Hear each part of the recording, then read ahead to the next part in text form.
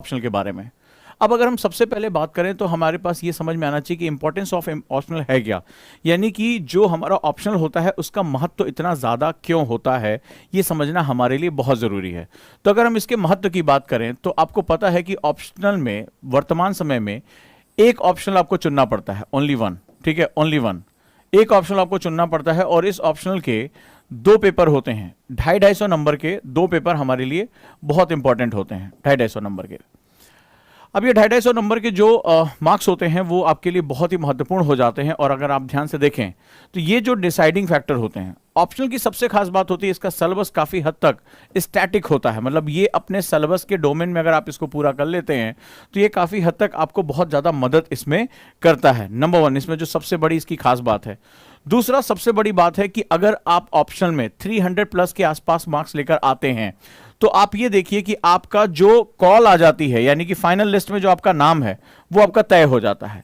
ये मैंने सभी के साथ देखा है। तो आपको ये समझना चाहिए कि ऑप्शनल के जो चुनाव है वो आपके लिए जीने मरने का चुनाव होता है, तो इसलिए ऑप्शनल आपको बड़े ध्यान से चुनना पड़ता है। मैं बार बार कहता हूं कि ऑप्शनल आपको जिता भी सकता है और ऑप्शनल आपको हमेशा के लिए हरा भी सकता है। कि अगर आप ऑप्शनल में 300 प्लस मार्क्स लेकर जाते हैं दोस्तों, 300 प्लस मार्क्स लेकर जाते हैं तो आपकी फाइनल कॉल आपके पक्ष में आ जाएगी, अगर ऑप्शनल आपका बहुत ही जबरदस्त है। क्लियर है? पहला कॉन्सेप्ट क्लियर हुआ कि टॉपर्स अपना टाइम मैनेज कैसे करते हैं। इस हिसाब से आप बहुत ही सीरियस होकर बहुत ही इंपॉर्टेंट तरीके से ऑप्शनल का चुनाव करना शुरू करेंगे। यहां तक डन रहा तो आपको समझ में आया कि why optional is very important. अब हम अगले हिस्से पे आ जाते हैं और सवाल है कि ऑप्शनल चुनते कैसे हैं। ठीक है, हाउ टू चूज ऑप्शनल। तो हाउ टू चूज ऑप्शनल में पहला मिथ होता है कि मैंने जो ग्रेजुएशन में सब्जेक्ट पढ़ा है उसको हम सबसे पहले ले लेते हैं। ऐसा जरूरी नहीं है। जैसे किसी ने कहा साहब हम तो हिस्ट्री से पढ़ रहे हैं तो हम हिस्ट्री लेंगे, या इंजीनियरिंग से पढ़ रहे हैं तो इंजीनियरिंग लेंगे। नहीं, सबसे बड़ा जो सेगमेंट होता है वो होता है आपका इंटरेस्ट किस में है। राइट, इंटरेस्ट, आपको समझ क्या चीज आ रही है, आपकी रुचियां किस में। अगर आप जीएस को थोड़ा भी अध्ययन करते हैं और जिस चीज में आपका इंटरेस्ट आ जाता है, इंटरेस्ट इतना इंपॉर्टेंट, मैं बार बार इंटरेस्ट पे इतना फोकस क्यों कर रहा हूं, तो इसका सीधा सा मतलब है कि ग्रेजुएशन के सब्जेक्ट एक बेस हो सकते हैं। अगर आपने ग्रेजुएशन में उसको बहुत डेप्थ में पढ़ा है, बहुत अच्छे आपको टीचर्स मिले हैं और आप ग्रेजुएशन के सब्जेक्ट्स में अगर वो आपका इंटरेस्ट का सब्जेक्ट है, इसमें जो रुचि यानी इंटरेस्ट जो होता है वो सबसे इंपॉर्टेंट कॉन्सेप्ट होता है। आपके पास रुचि होनी चाहिए कि हमें ये रुचि कैसे अपनी डेवलप करनी है। इंटरेस्ट का इतना योगदान क्यों होता है? क्योंकि जब आप ऑप्शनल पढ़ते हैं तो ये बहुत दूर तक लेकर जाता है। राइट, बहुत दूर तक लेकर जाता है। कई बार सब्जेक्ट्स बहुत ही डेप्थ में होते हैं, तो पहले जो रुचि होती है यानी इंटरेस्ट जो होता है वो आपका पॉइनियर और सबसे इंपॉर्टेंट कॉन्सेप्ट हो जाता है। Number one. नंबर टू, अब रुचियां दो प्रकार की होती हैं। अब यहां समझिएगा, सर मेरे को क्या पता, मैंने कभी हिस्ट्री नहीं पढ़ा, कभी ज्योग्राफी नहीं पढ़ा, मुझे नहीं पता पीएसआईआर में मैं रुचि को कैसे समझूंगा। दो जो इंपॉर्टेंट, इंटरेस्ट का क्या होता है। इंटरेस्ट एक तो ओरिजिनल होता है, मतलब आपको किसी सब्जेक्ट में बहुत इंटरेस्ट है। मान लीजिए आपको समाज के बारे में समझने का बड़ा है, राजनीति में आपका बड़ा इंटरेस्ट है, आपको भूगोल बहुत अच्छा लगता है, आपको ऐतिहासिक चीजों को पढ़ना है, ये आप अपना एक बेसिक जानते हैं। और जब आप जीएस की शुरुआत करते हैं तो शुरुआत में आपको अपना इंटरेस्ट पता चलना शुरू हो जाता है। एक होता है आर्टिफिशियल यानी कि कृत्रिम रूप से। ठीक है, आर्टिफिशियल इंटरेस्ट जब हमें टीचर अच्छा मिल जाता है और टीचर की भाषा हमें समझ में आने लगती है, वो जिस भाषा में हमें समझा रहा है, ये नहीं कि टीचर कितना विद्वान है, ये एक सेकंड क्राइटेरिया हो गया। विद्वान है वो अपने लिए विद्वान होगा, वो जब मुझसे बात कर रहा है तो मुझे कितनी आसानी से बात को समझ में आ रहा है, वो मुझे जो उदाहरण दे रहे हैं वो मुझे कितनी आसानी से समझ में आ जा रहे हैं, क्या हमारी भाषा आपस में मैच कर रही है, क्या उनकी बताई गई चीजें मेरे दिमाग में आ रही है। तो ये हमारे लिए एक आर्टिफिशियल इंटरेस्ट को जनरेट करता है, कृत्रिम रुचि को जनरेट करता है। और जब ये जो रुचि जनरेट हो जाती है तो उसके पश्चात जो है वो हमारा जो है वो काम बहुत आसान हो जाता है। क्योंकि एक बार ऐसा समय आएगा जहां पर जो ऑप्शनल होता है वो पोस्ट ग्रेजुएशन लेवल को टच करता है, काफी टफ कॉन्सेप्ट को टच करता है। ऐसी कंडीशन में जो हमारे पास अगर इंटरेस्ट नहीं होगा तो हम धीरे धीरे वहां से हट जाएंगे। आप लोग क्या करते हैं, सबसे बड़ी गलती करते हैं, अरे वो फलानवा का ऑप्शनल छोटा है, फलानवा का सब्जेक्ट छोटा है और इसका सिलेबस बड़ा, इसका सिलेबस छोटा है। तो बड़ा और छोटा अगर होने लगे अगर यूपीएससी में चीजें, तो यूपीएससी खा जाएगा आपको। मान लीजिए आपने कहा कि साहित्य बहुत छोटा है, लेकिन जब आप साहित्य के अंदर जाएंगे सिलेबस देखने में छोटा, उसने लिख दिया कि तुलसीदास जी की 100 चौपाइयां। ठीक है, तो आपने सिंपल अगर दोनों को देखो, बोले यार उसमें 20 यूनिट है, इसमें केवल 12 यूनिट है, तो ठीक है तुलसीदास जी की 100 चौपाइयां ऑप्शन में लिखा, तो आप क्या करते हो, अरे देखो सिलेबस कितना छोटा है।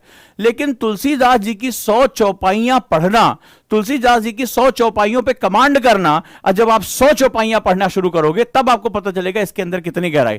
बोले यार 4 किताबें पढ़नी है, मन्नू भंडारी पढ़नी है, जो है वो मैला आंचल पढ़नी है। जब तुम मैला आंचल पढ़ना शुरू करोगे, उपन्यास, और उसके कैरेक्टर्स को जानना शुरू करोगे, उनके ओरिएंटेशन को, तब तुम्हें लगेगा अरे यार ये तो बड़ा गहरा अंदर चला गया। तो होता क्या है कि यूपीएससी में ना तो कोई सिलेबस का बड़ा ना किसी छोटा होना, ये क्राइटेरिया अब काम नहीं करता। अब काम नहीं करता, ये पुराने जमाने में काम करता था। कब? जब यूपीएससी का पेपर महीनों जब चला कर लिया, बहुत लंबे टाइम तक चला करता था, और 2-2 ऑप्शनल हुआ करते थे, तो इस तरह से ऑप्शनल चुना जाता था। बट अब एक ऑप्शनल हो गया है, पेपर सुबह शाम होता है, अब इस तरह की चीजें नहीं काम आती हैं। अब काम आता है इंटरेस्ट किस में है, नंबर 1। दूसरा, अब एग्जाम के बीच में टाइम कम मिलता है, तो मुझे सबसे बड़ी बात है कि वो मेरे जीएस में मुझे कितनी हेल्प करेगा। अगर वो जीएस में मुझे हेल्प कर पा रहा है तो मेरे लिए वो प्राइम हो सकता है, क्योंकि मेरे पास जीएस पढ़ने के लिए एक्स्ट्रा टाइम नहीं मिलेगा, पहले जितना समय मुझे अब नहीं मिलने जा रहा है। अगला, बुक्स किसकी अवेलेबल है। मान लो जैसे एक स्टूडेंट ने मुझसे कहा, एक स्टूडेंट ने क्वेश्चन पूछा, सर मुझे इकोनॉमिक्स अच्छी लग रही है। मैंने कहा ठीक है, बहुत अच्छी बात है, मैं हिंदी माध्यम में अर्थव्यवस्था लेना चाहता हूं। अब दिक्कत है, मैंने जब उससे कहा कि क्या तुम्हें टीचर और बुक्स दोनों हिंदी माध्यम में अवेलेबल है, मार्केट में उसको मैंने खोजने के लिए भेजा और देखा कि वहां पर बुक्स उसको अवेलेबल नहीं है। जैसे आपने कहा कि एंथ्रो, ठीक है, एंथ्रो बहुत अच्छा सब्जेक्ट है, लेकिन जब आप एंथ्रो की बुक्स को हिंदी में ढूंढने निकलोगे तो वो नहीं मिलेंगी। जैसे मान लीजिए इंजीनियरिंग आपकी बुक्स पढ़ना है, तो अब आप इंजीनियरिंग से बुक को जब हिंदी में ढूंढने निकलोगे तब आपको नहीं मिलेगा। यानी यहां पर भाषा का भी बड़ा चुनाव बहुत जरूरी है। अगर आप हिंदी में एग्जाम दे रहे हैं, अगर आप इंग्लिश में एग्जाम दे रहे हैं, या किसी भी भाषा में एग्जाम दे रहे हैं, तो आप पहले तय करिए मुझे टीचर आसानी से मिल रहा है कि नहीं मिल रहा है, टीचर की भाषा मुझे समझ में आ रही कि नहीं आ रही है, मेरे पास उसकी बुक्स हिंदी या इंग्लिश में, आपको बुक्स इसके साथ पढ़नी पड़ेगी, मुझे उपलब्ध हो रहा है या नहीं उपलब्ध हो रहा है, टीचर के साथ मेरा जो एक कोलैबोरेशन है, टीचर के साथ जो मेरी अंडरस्टैंडिंग है वो कहां तक है, और सबसे बड़ी बात जो ट्रेंड चेंज हो रहा है, यानी कि इसका जो नेचर है, ये जीएस में मुझे कितना योगदान दे रहा है, जीएस में कितना पार्ट ये मुझे कवर करेगा। ये क्राइटेरिया जो होते हैं वो बहुत ही महत्वपूर्ण आपके लिए हो जाते हैं आपके ऑप्शनल के चुनाव में। डन है, ओके है। समझते हैं हमारे पास ऑप्शनल होते कितने प्रकार के हैं, चलें एक बार देख लें। तो चलिए, मुख्य परीक्षा में जो ऑप्शनल का लिस्ट है वो हमारे पास ये है। आप एग्रीकल्चर एज एन ऑप्शन, बहुत से बच्चों को नहीं पता कि कौन कौन से ऑप्शनल को चुना जा सकता है, तो ये भी आपके लिए बड़ा इंपॉर्टेंट हो सकता है। एग्रीकल्चर एज एन ऑप्शन आप ले सकते हैं कृषि के रूप में। Animal husbandry and veterinary science, अगर कोई जो है वेटरनरी साइंस में वो जा सकता है। एंथ्रोपोलॉजी जो हमारा नृजातीय विज्ञान है उसको ले सकते हैं। बॉटनी ले सकते हैं, केमिस्ट्री ले सकते हैं, civil engineering, commerce and accountancy, economics as an optional भी ले सकते हैं। इलेक्ट्रिकल इंजीनियरिंग जो हमारा सेगमेंट है, जियोग्राफी यानी भूगोल, जियोलॉजी यानी भूविज्ञान, ये 2 अलग अलग ऑप्शन है, याद रखिएगा।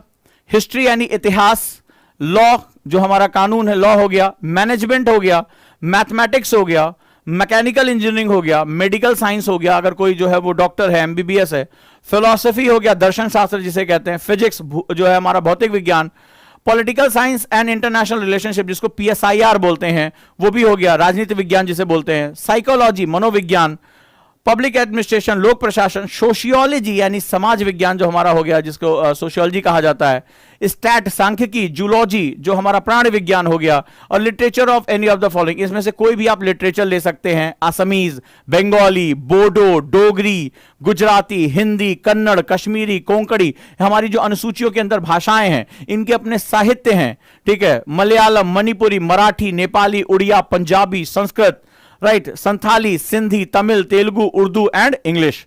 तो इन सब में से कोई भी लिटरेचर यानी साहित्य में भी अपने ऑप्शन को आप चुन सकते हैं। ये बड़ा क्रूशियल पॉइंट है। एक बात ध्यान रखिए कि इसमें आपको जल्दबाजी करने की जरूरत नहीं है, क्योंकि अभी आपको समझ में आ चुका होगा कि ऑप्शनल से सावधानी हटी, दुर्घटना घटी। अगर आपने ऑप्शनल पे कमांड कर लिया और 300 प्लस मार्क्स को आपने टच कर लिया तो आप ये जानते हैं कि फाइनल लिस्ट में आपकी कॉल आनी ही आनी है, अगर आपके कुछ सेलेक्टेड ऑप्शन में से कोई एक ऑप्शन आपको टच कर रहे हैं तो। क्लियर है, यहां तक बात हमारी समझ में आई? तो इतने ऑप्शन ले सकते हैं। अब इसमें जो है वो हिंदी और इंग्लिश का बड़ा ध्यान रखने की आवश्यकता है। फॉर एग्जांपल आपने बॉटनी ले लिया। अब बॉटनी में ज्यादातर किताबें हमारी जो अगर हमें हायर स्टडी करनी है तो हम ये देखते हैं कि बॉटनी में किताबें इंग्लिश में अवेलेबल हैं। अब अगर आप हिंदी माध्यम से एग्जाम देना चाहते हैं या तो इंग्लिश में पढ़ के हिंदी में पेपर दे सकते हैं आप, अदरवाइज आपको कम से कम जो है वो इंग्लिश में ही पेपर देना होगा। तो कई बार जैसे ज्योग्राफी, अब ज्योग्राफी एक पुराना सब्जेक्ट है, अब ज्योग्राफी में हिंदी और इंग्लिश दोनों में किताबें अवेलेबल हैं। जो किताब हिंदी में है वही किताब इंग्लिश में उपलब्ध है अच्छे खासा तरीके से। लेकिन जब आप इलेक्ट्रिकल इंजीनियरिंग में जाते हैं तो आपको कोई भी किताब हिंदी में नहीं मिलेगी। लेकिन सवाल है कि इसका टीचर, पहले ये सर्च करो कि क्या हिंदी में पढ़ाने के लिए नृजाति विज्ञान को कोई टीचर अवेलेबल है या नहीं है। दूसरा, मार्केट में इसकी अगर मैं बुक लिस्ट निकालूं तो क्या एंथ्रो की बुक लिस्ट मुझे हिंदी में मिल रही है कि नहीं मिल रही है। अब जब इस तरह का डिफरेंशिएशन करेंगे तो आप कभी भी गलत ऑप्शनल नहीं चुनेंगे, बात ध्यान रखिएगा, क्योंकि टीचर के पढ़ाने के बावजूद भी आपको कुछ किताबें ढंग से अपने साथ पढ़नी पड़ेंगी ही पड़ेंगी। आप ये गलती मत करिएगा। अब आपको अर्थशास्त्र अच्छा लग रहा है, ठीक है, लेकिन अब जब उसको आप हिंदी में लेने जाएंगे तो क्या मुझे हिंदी में पढ़ाने वाला टीचर मिल रहा है, दूसरा क्या मुझे हिंदी में अर्थशास्त्र की किताबें उपलब्ध हैं। आप देखेंगे मार्केट में बहुत सी किताबें जो है हिंदी में उपलब्ध नहीं है, तो इस तरह से आपको दिक्कत आ जाएगी। अब जैसे जियोलॉजी, ज्योग्राफी, हिस्ट्री सबसे पुराने सब्जेक्ट में से रहा है, अब हिस्ट्री में हिंदी और इंग्लिश दोनों में किताबें पर्याप्त मात्रा में उपलब्ध हैं। लॉ के लिए जाएंगे तो लॉ में तो आज हमारे यहाँ कानून में कोई काम हिंदी में होता ही नहीं है, तो हमें मुख्यतः जो किताबें मिलेंगी वो क्या मिलेंगी, हमें एक बेयर एक्ट छोड़ दो तो बाकी सारी किताबें हमें इंग्लिश में मिलेंगी। तो अब अगर आपका इंग्लिश मीडियम है तो ठीक है, आप इंग्लिश में पेपर लिख रहे हैं तो लॉ इज गुड, बट अगर आप हिंदी में लिख रहे हैं तो फिर वहां पर आप फंस जाएंगे। प्रबंधन के साथ भी यही है, ठीक है। तो ये जो चीजें हैं वो आपको बड़ा ध्यान रखना पड़ेगा कि हमें अब PSIR हो गया, हिंदी और इंग्लिश दोनों बच्चा इसको ले सकता है, प्राचीन विज्ञान के रूप में है, बहुत इसका जो है वो पर्याप्त किताबें उपलब्ध हैं। ठीक इसी तरह जो है सोशियोलॉजी भी हो गया, पब्लिक एडमिन, ये दोनों के मिल जाएंगे। लिटरेचर आपको मिल जाएगा। जूलॉजी में अब यही है कि वहां पर प्राणी विज्ञान में आपको हिंदी में किताबें जल्दी आसानी से उपलब्ध नहीं होंगी, राइट। साइकोलॉजी बहुत प्यारा सब्जेक्ट है, अगर जिसको भी, अब रुचि यहां पर बड़ी जरूरी होती है कि मन को समझना, जो है वो मन के प्रयासों को समझना, हैबिट्स को समझना, जो बिहेवियर समझना, वहां पर साइकोलॉजी ऑप्शनल की तरफ आप जा सकते हैं। तो ऑप्शनल में ये कोई भी मत सोचिएगा कि इसमें किसी को फायदा और किसी को नुकसान है, याद रखिएगा, राइट। और यहां पर याद ध्यान रखिए, मान लीजिए कोई इंजीनियरिंग का स्टूडेंट, उसने इलेक्ट्रिकल इंजीनियरिंग ले लिया, तो आपको पता होगा कि जो ऑनर्स के सब्जेक्ट होते हैं उनका जो है वो पेपर और टफ बनाया जाता है। तो यूपीएससी के पास स्केलिंग नाम का एक ब्रह्मास्त्र है जहां पर वो सबको बराबर कर देता है, वो पक्षपात नहीं करेगा कि मैं हिंदी वाले और इंजीनियरिंग वाले को अलग अलग करूं, नहीं, वो सबको बराबर करके रखेगा। तो याद रखिएगा कि आपको जब भी कोई ऑप्शन चुनना है, सबसे पहले देखिए कि मेरे टीचर से मेरा जो है वो कितना अच्छा कांटेक्ट बन पाता है। अब कई बच्चे कहते हैं कि सर मैं इसमें जो है सेल्फ स्टडी कर लूं, तो यहां पर एक प्रॉब्लम आती है, क्योंकि जीएस में आप सेल्फ स्टडी थोड़ी बहुत कर सकते हैं, आप जा सकते हैं, क्योंकि जीएस के जो पेपर का स्तर होता है वो आपका 12th से लेकर ग्रेजुएशन तक का होता है, अंडर ग्रेजुएट लेवल का होता है।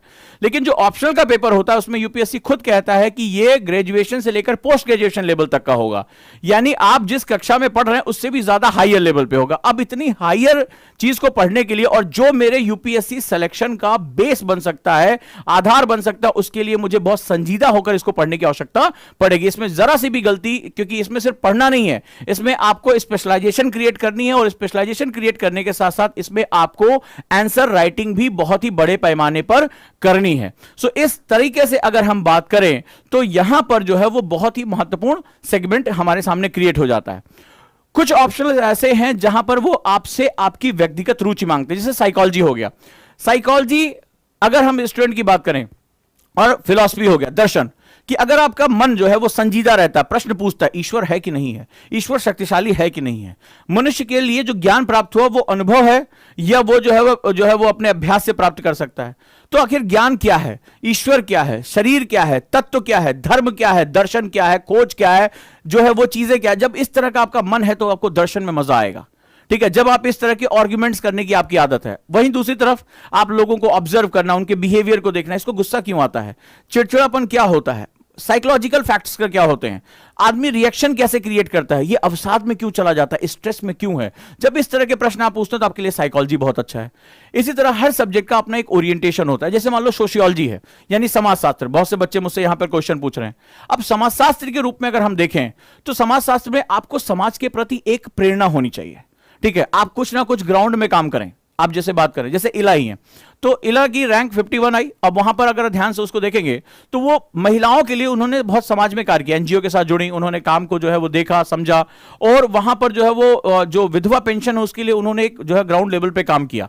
तो जब उससे इन्होंने काम किया तो समाज के एक बड़े वर्ग, उसकी चुनौतियों के बारे में उन्हें पता चलने लगा, क्योंकि ये जो सब्जेक्ट है वो डायनेमिक है, साइकोलॉजी में प्रयोग किया जाता है, प्रेक्षण किए जाते हैं, राइट। उसी तरह सोशियोलॉजी में भी लगातार थ्योरीज बदलती रहती हैं। समाज एक परिवर्तनशील इकाई है, समाज एक चेंजेबल इकाई है। तो वहां पर सिर्फ आप ये सोचें कि किताबों के भरोसे काम हो जाएगा तो नहीं होगा। आपको समाज के बीच में जाकर एक थोड़ा सा समय निकालकर या उनके विषय में चिंतन करके, आखिर हमारे समाज में बच्चों से काम क्यों कराया जाता है, उनको शिक्षा क्यों नहीं मिल रही, बाल विवाह क्यों हो रहा है, रेप की घटना इतनी ज्यादा क्यों हो रही है, महिला आज भी अपने जो अस्तित्व के लिए संघर्ष क्यों कर रही है, एसिड अटैक इतना ज्यादा क्यों हो रहा है। तो ये जो चीजें हैं, अगर ये चीजें आपको टच करती हैं, अगर ये चीजें जो है वो समाज में, ये आखिर ये हमारे समाज में जातिगत व्यवस्थाएं क्यों बनी है, जातिगत व्यवस्थाएं सही है या गलत हैं, तो आप एब्सोल्यूट होकर नहीं कह सकते, आपको उसके पीछे जो है निरपेक्ष रूप में जाकर उसको समझना पड़ेगा। मैं स्त्री विमर्श की बात करूं, मैं फेमिनिज्म की बात करूं, या मैं जेंडर न्यूट्रल सोसाइटी की बात करूं, यानी कल को अगर स्त्रियां बहुत ताकतवर हो जाती तो क्या पुरुष को भी जो है दमन का सामना करना पड़ेगा। तो समाज के लिए सही स्थिति क्या होगी, जेंडर न्यूट्रल, यानी कि जब हम लैंगिक भेदभाव के बारे में बात ही ना करें, या हम केवल स्त्री विमर्श के बारे में बात करें, या हम पुरुष विमर्श के बारे में बात करें, तो अगर आपका मन उद्वेलित होता है समाज में होने वाले परिवर्तनों, अपराधों, जो एक जो है वो किसी का सप्रेशन हो रहा है, दबाव हो रहा है, तो आपके लिए ये बहुत अच्छा ऑप्शन है। तो ऑप्शनल को चुनते समय तमाम तरह के विचार आपको उत्पन्न करने होते हैं। फॉर एग्जाम्पल, जैसे अभी किसी ने पूछा पॉल साइंस, पॉल साइंस बहुत ही अच्छा ऑप्शनल है। अगर टीचर आपके पास डायनेमिक है, टीचर आपको डायनेमिक पढ़ा रहा है, क्योंकि ये बहुत गतिशील सब्जेक्ट है, इसमें मजा आता है। एक बार आपको कड़ी पकड़ में आ जाए तो, चूंकि क्या होता है पीएसआईआर में सबसे बड़ी बात होती है कि बहुत कुछ आपकी आंखों के सामने चल रहा होता है। अभी चीन क्या कर रहा है आपको पता चल रहा है, अमेरिका क्या कर रहा है आपने सुना होगा, इधर जो है वो क्या श्रीलंका में क्या चल रहा है, इधर म्यांमार में, बांग्लादेश में क्या चल रहा है, किस थ्योरी के हिसाब से भारत जो है वो बांग्लादेश के साथ संबंध बना रहा है और किस थ्योरी के हिसाब से पाकिस्तान से वो दूर जा रहा है। अफगानिस्तान में होने वाली घटनाएं किस तरह से भारत को प्रभावित कर सकती है, भविष्य में हमारे लिए क्या संकट खड़े हो सकते हैं। तो इन चीजों के बारे में जो समसामयिक विमर्श चल रहा है, अगर आप समसामयिक विमर्शों में जा सकते हैं, आप कंटेम्प्रोरी डिस्कशन में जा सकते हैं, तो पीएसआईआर तो आपके लिए ऑप्शनल जो है बहुत ही बेहतरीन है। टॉपर्स ने लिया, टीना डाबी का भी ऑप्शनल जो था पीएसआईआर ही था, राइट। अब आ जाते हैं पबैड पे। पबैड एक अच्छा ऑप्शन हुआ करता था, लोक प्रशासन के लिए जरूरी भी था, लेकिन पिछले कुछ वर्षों से इसमें एक बहुत बड़ा फ्लक्चुएशन देखा गया। वो फ्लक्चुएशन का कारण है कि इसका रुझान जो है वो काफी हद तक जो जर्मन जो उसके एडमिनिस्ट्रेटर के थिंकर्स थे और इस तरफ से झुका होता चला गया। भारतीय बाजार में उन किताबों की एक बड़ी कमी पाई गई, जो जरूरतें उन्होंने बदली, क्योंकि इसमें नई नई चीजें आई। प्रशासन में आपने देखा सेकंड एआरसी आया, वीरप्पा मोइली कमेटी की रिपोर्ट्स आई, और प्रशासन को लेकर बहुत कुछ अंतरराष्ट्रीय स्तर पर जो चुनौतियां चल रही हैं, और ऐसी नई चुनौतियां आ गई जिसके बारे में किताबें अभी बात नहीं कर पा रही है, टीचर भी उतना अपडेट नहीं हो पा रहे हैं। नतीजा रहा कि पिछले कुछ समय से पबैट का जो ऑप्शनल का जो रिजल्ट है वो थोड़ा सा डाउन हमें देखने को मिला।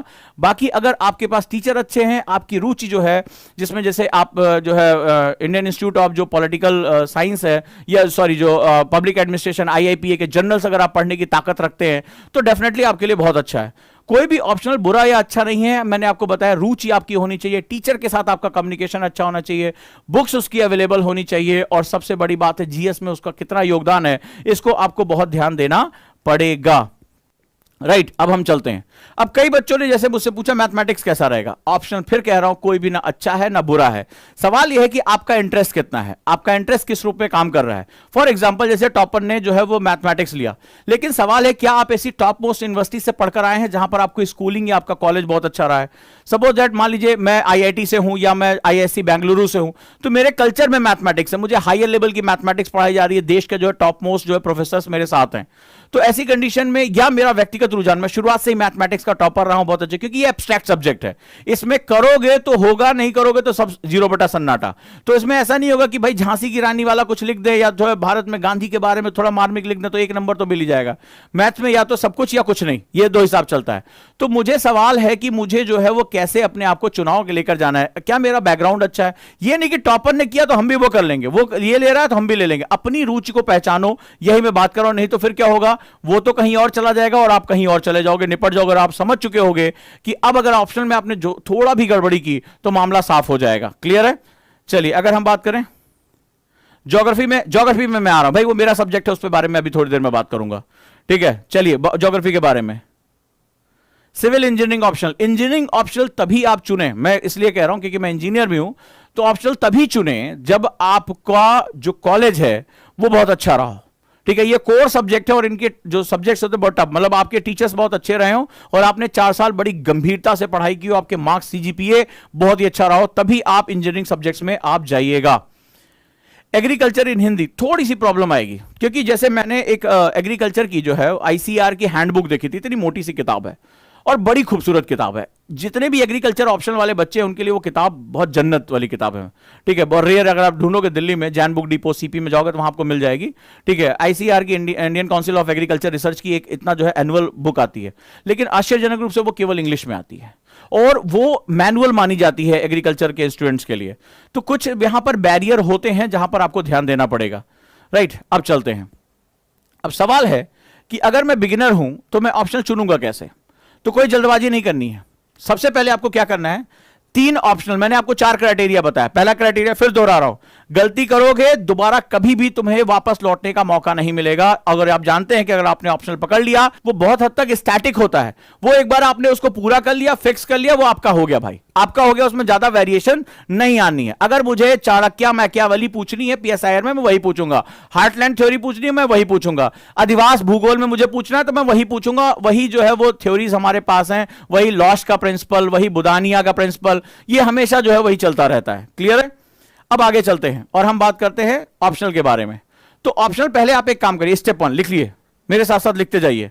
अगर ऑप्शनल आपको सही तरीके से चुनना है, नहीं फलानवा जो है टॉप किए हम भी ले लेंगे, पता चला मैथ्स का जो है कभी 4 क्वेश्चन ढंग से नहीं लगता, बोले मैथ्स ले लेते हैं, वो भैया आईएएस टॉप, बहुत से बच्चे इसी चक्कर में बर्बाद हो जाते हैं। वो सर वो टॉपर है, उन्होंने एंथ्रो लिया, हम ले लेंगे। अरे उन्होंने एंथ्रो लिया, तुम पहले देखो कि चाचा चौधरी तुम कहां हो। ठीक है, वो समझना तुम्हारे लिए बड़ा जरूरी है। अब अगला हम बात करें तो 3 ऑप्शनल आप पहले फाइनलाइज करिए, 3 ऑप्शनल, कोई भी जिसमें आपको लग रहा है आप उसके करीब है। मान लीजिए ज्योग्राफी हो गया, पीएसआईआर हो गया, सोशियोलॉजी हो गया, हिस्ट्री हो गया, कोई भी जो आपको लग रहा है, या अपने ग्रेजुएशन के हिसाब से, अपने इंटरेस्ट के हिसाब से, आप पहले 3 फाइनल करिए। अभी आपको एक भी फाइनल नहीं करना है, पहले 3 आप उठाइए। फिर क्या करिए, मार्केट में उनका प्रीवियस ईयर पेपर मिल जाता है। प्रीवियस ईयर पेपर में अगर आप नहीं पा सकते तो upsc.gov.in पर जाइए और पिछले 5 साल का फ्री में पेपर पड़ा उसको डाउनलोड कर लीजिए। कहां पर? upsc.gov.in पर जाएंगे, आपको पीडीएफ वहां पर मिल जाएगा। जो भी आपने 3 जो है फाइनल किए हैं उसमें से आप एक पेपर, उसमें सबके जो है 3-4 पेपर आप डाउनलोड कर लीजिए, इनका प्रिंट निकाल लीजिए और इनको एक बार पढ़ने की कोशिश करिए। जैसे मान लीजिए मैंने हिस्ट्री, फिलॉसफी और ज्योग्राफी, मैंने 3 जो है वो उठा लिए। मैंने इतिहास, दर्शन शास्त्र और ज्योग्राफी 3 के मैंने डाउनलोड कर लिए। अब मैंने इनका पेपर का पढ़ना शुरू किया। प्रश्नों की प्रवृत्ति क्या है? अब मुझसे पूछा जा रहा है कि सिद्ध करिए ईश्वर सर्वशक्तिमान है, सिद्ध करिए कि मनुष्य की नैतिकता एक वस्तुनिष्ठ जो है विषय है। तो मनुष्य की, अब मुझे प्रश्न नहीं समझ में आ रहा है, मनुष्य की नैतिकता वस्तुनिष्ठ है या the ethics of the human is जो है ऑब्जेक्टिव और सब्जेक्टिव, अब जो भी उसमें आर्ग्यूमेंट दिया है। अब सवाल यह है कि मुझे क्वेश्चन नहीं समझ में आ रहा है तो मैं नहीं कर पा रहा हूं उसको, तो मैं उसको डिस्कार्ड करूंगा। तो पहले क्वेश्चन को देखने से मुझे लगता है कि किसकी प्रवृत्ति के पास मैं हूं, मैंने अभी तक जो पढ़ा है उससे मेरा जो क्वेश्चन हो रहा है। मान लीजिए आपको ज्योग्राफी समझ में आ रहा है, ज्योग्राफी की आपने कहा पृथ्वी का ये है, हवा ऐसे चलती है, चक्रवात का जो विस्तार से वर्णन करें, भारत की जलवायु के बारे में, जलवायु परिवर्तन के बारे में, अभी जो भारत ने स्टेप लिया उसके बारे में बताएं। तो आपको इसके बारे में कुछ कुछ आइडिया लग रहा है, अरे ये सब तो हम रोज पेपर में पढ़ते हैं, मेरे टीचर ने मुझे थोड़ा बहुत जीएस में बता रखा है, तो मैं इसके बहुत आसपास हूं। ठीक है, तो आपने क्या किया वहां पर, अब आप उसको जो है जो रिमेनिंग क्वेश्चन है उसको डिस्कार्ड करें। आप उसमें एक पहले उसको काट देंगे जिसके क्वेश्चन आपको बिल्कुल भी भाव नहीं दे रहे हैं। मान लीजिए आपका मन था कि इलेक्ट्रिकल इंजीनियरिंग लेने का, अब जैसे उसमें गए स्काडा मशीन के बारे में पूछ रहा है आपसे, जो है वो तमाम तरह के सेगमेंट्स के बारे में पूछ रहा है, इंडक्शन मोटर के बारे में पूछ रहा है, इंडक्शन मोटर का जो है वेरिएशन देख रहा है। तो अब वहां पर क्या होगा, तुम यार अपने बस्ते का नहीं है, तो आपने उसको क्या किया, डिस्कार्ड किया। अब बचे 2। अब इनका अगला क्राइटेरिया उठाओ, इसमें देखो कि इसका टीचर मेरे पास कौन सा अवेलेबल है। देखो किसकी बात मुझे समझ में आ रही है, डेमो क्लास लो। ठीक है, डेमो क्लास में जाके बात करो उससे कि आपकी बात मुझे समझ में आ रही कि नहीं आ रही है। तुम्हारे जीवन मरण का प्रश्न है, डायरेक्टली मत घुसो भाई। ठीक है, पहले उससे बोलो कि मुझे डेमो दीजिए, मुझे आपकी बात समझ में आनी चाहिए। फिर देखो कि मार्केट में इस टीचर को छोड़, कई बार क्या होता है, जैसे टीचर बोल देते हैं अरे कुछ भी पढ़ने की जरूरत नहीं है, नोट्स हम देंगे तुम्हें नोट्स। अच्छा, ये होता था पुराने जमाने में, अब नहीं होता भाई। अब इतना वेरिएशन, कोई भी ऑप्शन मुझे नहीं दिखाई पड़ता इसमें वेरिएशन नहीं है। कमबख्त हिंदी भी, साहित्य को भी वो भारतीय समाज के साथ जोड़ देते हैं, ये स्थिति है। तो अब डायनेमिज्म आपको पढ़ना पड़ेगा, आपको न्यूज़पेपर के साथ, आपको बुक्स के साथ इसको जोड़ना पड़ेगा। डन है? तो बड़े ध्यान से इसको आप ये समझिएगा। ठीक है, बुक्स अवेलेबल है कि नहीं। अब इन सब क्राइटेरिया और जीएस में मेरी कितनी मदद करेगा, सिलेबस वाइज हिस्ट्री मेरा कहां मदद करेगा, प्री मेंस इंटरव्यू में, ज्योग्राफी मुझे कहां मदद करेगा, मान लो जो है वो फिलॉसफी मेरी कितनी मदद करेगा। आप क्राइटेरिया तय करें, जब इसके हिसाब से आप अब 2 में से कोई एक फाइनल कर लें। ठीक है, मान लो मुझे मिला कि geography, that final, now close all things and go with that. मान लो मुझे ये मिल गया, तो ये सबसे बेस्ट तरीका होता है ऑप्शनल को चुनने का। गलती इसमें नहीं करेंगे आप। देख किसी का सुन के फलानवा ने टॉप किया तो हम भी करेंगे, अरे फलानवा ने किया, ढकनवा थोड़े ना कर पाएगा, मामला साफ हो जाएगा।